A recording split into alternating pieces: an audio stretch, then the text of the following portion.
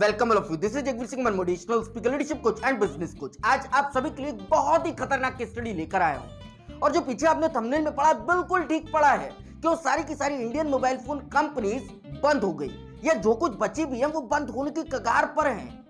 जो कंपनीज यानी कि Indian mobile phone companies Indian market के अंदर 54% से भी ज्यादा का मार्केट शेयर रखती थी, लेकिन आज की डेट में वो 10% से भी कम का मार्केट शेयर है उनका। ऐसा क्या हुआ, वो सारे के सारे 5 कारण आपको दूंगा जिनकी हेल्प से आप अपने बिजनेस के अंदर एक बहुत ही अच्छे लेवल पर लेकर जा सकते हो अपने बिजनेस को।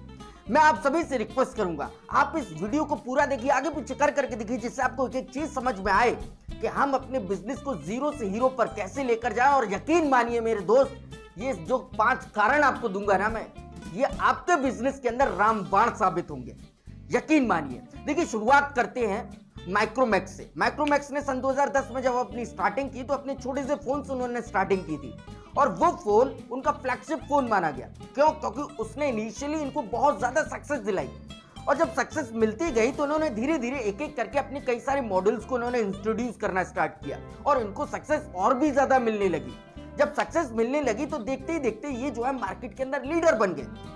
लीडर बने तो पूरी मार्केट में एक हड़कंप मच गया, और सारे जितने भी जो कहते हैं ना लाला टाइप जो लोग थे, उन सबको पता लग गया कि मोबाइल का धंधा एक बहुत अच्छा धंधा है, इसी के अंदर पैर डालेंगे, इसी के अंदर एंटर करेंगे। और ऐसा ही हुआ, बहुत सारी कंपनीज उसके अंदर आई, जैसे कि कार्बन है, लावा है, और आपका जोलो है, और भी कई सारी कंपनीज थी जो उसके अंदर आई, स्पाइस भी थी।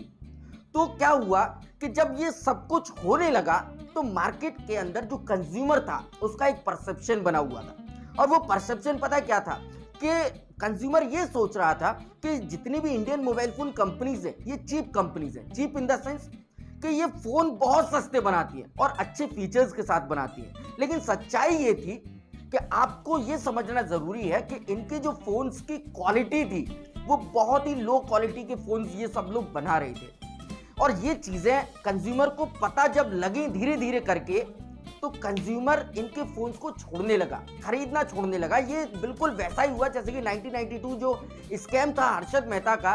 उन्होंने जो हर्षद मेहता ने एसीसी का जो सीमेंट था उसको 200 रुपए से 9000 पर पहुंचा दिया, लेकिन एसीसी के सीमेंट पर तो बिल्कुल भी कोई भी फंडामेंटल्स में दम था ही नहीं। उन्होंने तो बस मार्केट को मैनिपुलेट किया, और वैसा ही यहां पर हुआ। इन्होंने बस अपने फोन्स को प्रमोट करना स्टार्ट किया। बेसिकली क्या था कि जो माइक्रोमैक्स थी या जितनी भी इंडियन मोबाइल फोन्स कंपनीज थी वो क्या करती थी कि अपना फोन कहां से बनवाती थी? चाइना से।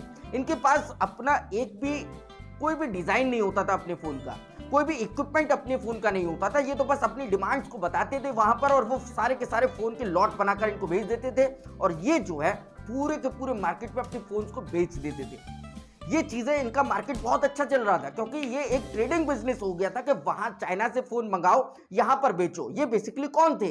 ये एक एक्सपर्ट बन चुके थे डिस्ट्रीब्यूटर और मार्केटिंग के अंदर। ये अपने फोन्स को बेचने में एक्सपर्ट थे, लेकिन ऐसा ज्यादा दिन थोड़ी चलेगा। और वहीं पर आता है दूसरा पॉइंट। दूसरा पॉइंट क्या था? Unusual marketing. आपको समझना चाहिए हम अपने बिजनेस के अंदर कितनी मार्केटिंग करें। इन्होंने अपनी लिमिट से ज्यादा मार्केटिंग की थी। यानी कि आप समझिए कि माइक्रोमैक्स ने, आप ये देखिए कि आप जो अक्षय कुमार है उनकी जो वाइफ है उनको ब्रांड एम्बेसडर बनाया था। ये कोई छोटी बात होती है? बहुत पैसा लगता है इस सब में। और जब हमको पता है कि हमारे बिजनेस के अंदर इतने अच्छे मार्जिन्स नहीं है, इतना अच्छा हम पैसा नहीं कमा रहे हैं, हमारे प्रॉफिट्स बहुत कम है, तो हम इतनी बड़ी मार्केटिंग क्यों करें? लेकिन इसको जो है ये चीज समझ में आई ही नहीं। इन्होंने बहुत ही शानदार तरीके से मार्केटिंग की, और कई सारे ब्रांड एम्बेसडर बनाए, और आउटडोर मार्केटिंग, आपका इनबाउंड मार्केटिंग, कई सारी तरीके की मार्केटिंग की, जिसमें इनका बहुत पैसा खर्च हुआ, और ये धीरे धीरे लॉस में भी आने लगे। लेकिन इस चीज को इन्होंने कभी भी डिस्क्लोज नहीं होने दिया। और आप देखिए कार्बन जो कंपनी थी, उन्होंने तो जो आपका मिस्टर अमिताभ बच्चन उनको ब्रांड एम्बेसडर बनाया था। ये कोई छोटी बात होती है? बहुत बड़ी बात होती है। और ये सब कुछ कैसा था कि जिस तरीके से हर्षद मेहता ने एसीसी की सीमेंट को प्रमोट करके मैनिपुलेट करके 9000 पे पहुंचाया था, उसी तरीके से ये भी अपने फोन्स को प्रमोट कर रहे थे, अपने फोन्स को मार्केट कर रहे थे, जिसकी वजह से इनकी मार्केट के अंदर डिमांड बढ़ रही थी। मार्केट के अंदर कंज्यूमर जो इनके फोन्स को खरीद रहा था। ये चीजें आपको समझने की जरूरत है कि हम अपने बैड प्रोडक्ट पर कभी भी हमें ज्यादा मार्केटिंग नहीं करनी है। मार्केटिंग करना जरूरी है। देखिए Xiaomi के बारे में आपको कुछ बताता हूँ। Xiaomi जब स्टार्ट हुई थी उन्होंने मार्केटिंग करना कभी जरूरी समझा ही नहीं। अब जाकर उन्होंने थोड़ी बहुत मार्केटिंग करना स्टार्ट किया है। एप्पल जब स्टार्ट हुई उन्होंने मार्केटिंग करना कभी उन्होंने जरूरी समझा ही नहीं। अब इंडिया के अंदर वो थोड़ी सी मार्केटिंग करते हैं। फिर तीसरा पॉइंट और भी बहुत शानदार क्या था, कंज्यूमर फीडबैक। देखिए मैं आपको अभी से एक बहुत ही शानदार चीज बताता हूँ। कस्टमर अगर आपसे कुछ कह रहा है, कस्टमर अगर आपको कोई सजेशन दे रहा है, कोई कंप्लेन दे रहा है या कुछ भी आपको बोल रहा है, आप उस सारी चीज को ऑब्जर्व करिए कि मेरे कस्टमर की लाइफ में प्रॉब्लम क्या है और जिसकी वजह से उन्होंने ये सजेशन दिया है। मेरे कस्टमर की लाइफ में क्या प्रॉब्लम है जिसकी वजह से उसने ये कंप्लेन की है। मेरे प्रोडक्ट में क्या ऐसी दिक्कत है जिसकी वजह से उसने ये कंप्लेन की है। आप उसको समझोगे जब ही आप अपने प्रोडक्ट को अच्छी तरीके से इंप्रूव कर पाओगे, उसको डेवलप कर पाओगे और अपने कस्टमर को एक अच्छी सर्विस दे पाओगे। लेकिन जितनी भी इंडियन मोबाइल मैन्युफैक्चरिंग कंपनीज थी उन्होंने ऐसा बिल्कुल भी नहीं किया। वो तो एक बेसिकली ट्रेडिंग बिजनेस कर रहे थे कि चाइना से फोन मंगाने इंडिया में बेचने हैं। उन्होंने कभी भी कस्टमर के फीडबैक के बारे में सोचा ही नहीं। उन्होंने मार्केट को कभी रिसर्च किया ही नहीं। इसी वजह से क्या हुआ कि कस्टमर उनके फोन को खरीद जरूर रहा था। जब भी वो उसको यूज करने के बाद अगर वो खराब हो गया तो थोड़ा बहुत पैसा लगाने के बाद वो उसको बिल्कुल डंप कर देता था। और ये सारे जो सिग्नल्स हैं ये मार्केट के लिए बहुत खराब है, इन कंपनीज के लिए बहुत ज्यादा खराब है। और उसके बाद आता है चौथा point, lack of research and innovation. देखिए ये क्या है, आप अगर अपनी मार्केट के अंदर हो तो आपको रिसर्च करनी चाहिए कि मेरी मार्केट की डिमांड क्या है, उसकी नीड क्या है, उसको चाहिए क्या, उसकी प्रॉब्लम क्या है, मैं कैसे उसको सॉल्व करूं। ये सारी चीजें आपको सोचनी चाहिए। जब आप इसको सोचोगे जभी तो आप कुछ ना कुछ नया इनोवेट कर पाओगे। और जब आप इनोवेट करोगे तो अपने कस्टमर को एक अच्छा प्रोडक्ट दे पाओगे, एक अच्छी सर्विस दे पाओगे, एक अच्छी ऐसी चीज दे पाओगे जिसकी वजह से आपके पास कस्टमर खुद आए, खुद जुड़े आपसे कस्टमर। तो ऐसा तो बिल्कुल हो ही नहीं रहा था, क्योंकि जो सारी इंडियन मोबाइल कंपनीज थी वो कभी भी अपने कस्टमर का फीडबैक ले ही नहीं रही थी। और जब फीडबैक नहीं लेंगी तो उनको पता कैसे चलेगा मार्केट के अंदर क्या चल रहा है। वो मार्केट को रिसर्च कर ही नहीं रही थी और इनोवेशन बिल्कुल भी नहीं हो रहा था। जब ये सब कुछ होने लगा तो ये जो कंपनीज थी ना ये धीरे धीरे टूटने लगी। फिर उसके बाद क्या होता है, पांचवा point, bad service after sales. यानी कि अगर किसी व्यक्ति ने इनका फोन खरीद लिया, फोन खरीदने के बाद में उसकी सर्विस का कोई जिम्मेदारी नहीं। ये तो मतलब ये समझ लीजिए कि उस कस्टमर को बोल दिया जाता था कि बेटा तेरा कट गया, तू घर जा। और जिसके वजह से आप ये समझिए जेफ बेजोस क्या कहते हैं, customer is the king and I am the servant of him. यानी कि कस्टमर राजा है और मैं उसका नौकर हूं। मैं जैसा जैसा कस्टमर बोलेगा मैं वैसा वैसा करूंगा। जैसा जैसा कस्टमर को प्रॉब्लम आएगी मैं उसको सॉल्व करूंगा। जो कस्टमर मेरे से कहेगा मैं उसको सब कुछ करके दूंगा। क्यों? क्योंकि कस्टमर इज द किंग। और ये जो कंपनीज थी ये ऐसा कुछ भी नहीं कर रही थी, कस्टमर को आफ्टर सेल सर्विस भी नहीं दे रही थी। यानी कि किसी का फोन अगर खराब हो गया तो उसके बाद में उसको ठीक करने की जिम्मेदारी भी नहीं ले रही थी। तो ये सारी चीजें क्या थी, इन सारी चीजों से कस्टमर का लॉयल्टी खत्म हो रही थी। और ये चीजें आपके लिए बहुत ज्यादा जरूरी है।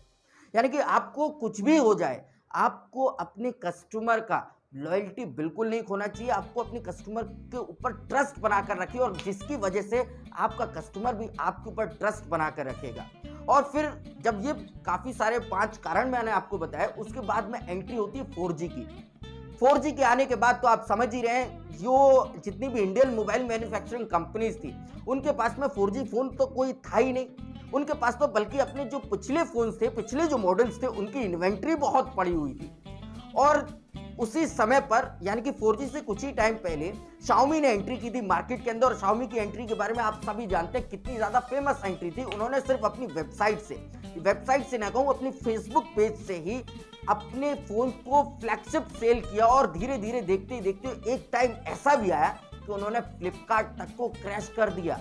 तो क्या था ये एक बहुत ही अच्छा एंट्री पॉइंट था जो बाहर की मार्केट थी उनके लिए। और जभी Xiaomi आज नंबर 1 पर है, जभी Oppo, Vivo ये सारी कंपनीज मार्केट के अंदर अच्छी तरीके से खेल रही हैं, एक झंडा गाड़ रही हैं, ये सारी चीजें आपके लिए समझने में बहुत ज्यादा जरूरी है। जियो ने डेटा बिल्कुल फ्री कर दिया जिसकी वजह से 4G फोन्स की डिमांड और ज्यादा बढ़ने लगी। और आज मार्केट के अंदर आप अच्छी तरीके से जानते हो ये जो सारी कंपनीज है, Oppo, Vivo, Xiaomi या और भी कंपनीज हैं, वो कितनी अच्छी तरीके से मार्केट में झंडे गाड़ कर बैठी हुई हैं। और मैं आप सभी से कहूंगा आज की हमारी लर्निंग क्या है। सबसे पहला, लो क्वालिटी प्रोडक्ट हमको कभी नहीं बनाना है। दूसरा, हमको जो है अनयूजुअल मार्केटिंग नहीं करनी है। यानी कि हमको जो भी हम पैसा मार्केटिंग में लगा रहे हैं उस सारे पैसे को सबसे पहले हमें अपने प्रोडक्ट के अंदर इन्वेस्ट करना है। पहले हमें अपने प्रोडक्ट को बहुत शानदार बनाना है, अपनी सर्विसेज को कुछ ऐसा बनाना है कि कस्टमर हमारे पास खुद आए। Xiaomi ने कभी भी अपनी मार्केटिंग नहीं की, अब जाकर थोड़ी बहुत करने लगा है, और जिसकी वजह से आप जानते हो Xiaomi कौन से लेवल पर है। आप ये चीजें समझिए, एप्पल कभी मार्केटिंग नहीं करता। इंडिया में आकर थोड़ी बहुत मार्केटिंग की है उनने, लेकिन वो एप्पल है। आज की डेट में अगर ये समझ लीजिए, फोन का मतलब एप्पल, ये चीजें बहुत बड़ी होती हैं, ये राइमिंग होती हैं, ये लोगों की जिंदगी में जगह बना चुकी है। कस्टमर फीडबैक, सारी की सारी कंपनीज कस्टमर का फीडबैक लेती हैं, और मैं आप सभी से रिक्वेस्ट करूंगा कि आप भी कस्टमर का फीडबैक लीजिए, उनकी कंप्लेंट्स लीजिए, और उनकी कंप्लेंट्स, उनके फीडबैक, उनके सजेशंस को मिलाकर एक नया ऐसा प्रोडक्ट बनाइए जो कि कस्टमर को बहुत ज्यादा पसंद आए। उसके बाद रिसर्च एंड डेवलपमेंट, इस पर पूरा का पूरा R&D पर पूरा का पूरा टाइम दीजिए। एक अलग डिपार्टमेंट बनाइए R&D के लिए, जिससे क्या है कि आपकी कंपनी हमेशा कुछ ना कुछ नया इनोवेट करती रहेगी, आपके कस्टमर को एक डिलाइटफुल सरप्राइज देती रहेगी, एक डिलाइटफुल सर्विस देती रहेगी, एक डिलाइटफुल प्रोडक्ट देती रहेगी, जिससे आपका कस्टमर आपको कभी भी छोड़ कर नहीं जाएगा। और पांचवा, आफ्टर सेल सर्विस। देखिए, ऐसा जरूरी नहीं है कि आपका कस्टमर आपसे फोन लेके आपकी जिम्मेदारी खत्म, ऐसा कुछ भी नहीं होता है। सबसे बड़ी जिम्मेदारी वही होती है कि आपके कस्टमर ने आपसे कोई भी प्रोडक्ट या सर्विस परचेज की, उसके बाद आप उसका कितने टाइम तक ध्यान रख रहे हो, कितने टाइम तक आप उसके बारे में उसकी केयर कर रहे हो। जब ये चीजें होती है ना, तो जीवन भर कोई व्यक्ति उस प्रोडक्ट को या उस प्रोडक्ट की कंपनी को याद रखता है। क्यों? क्योंकि आपने उसके साथ में धोखा नहीं किया, आपने हमेशा उसके बारे में केयर की है। ये चीजें आपकी बहुत हेल्प करेंगे मेरे दोस्त। मैं आप सभी से रिक्वेस्ट करूंगा कि आप हमारी इस वीडियो को लाइक करिए और करवाइए, हमारे इस चैनल को सब्सक्राइब करिए और करवाइए, और अब तक हमें बहुत ज्यादा प्यार देने के लिए बहुत बहुत धन्यवाद। आगे भी इसी तरीके से प्यार देते रहिए, कमेंट करते रहिए।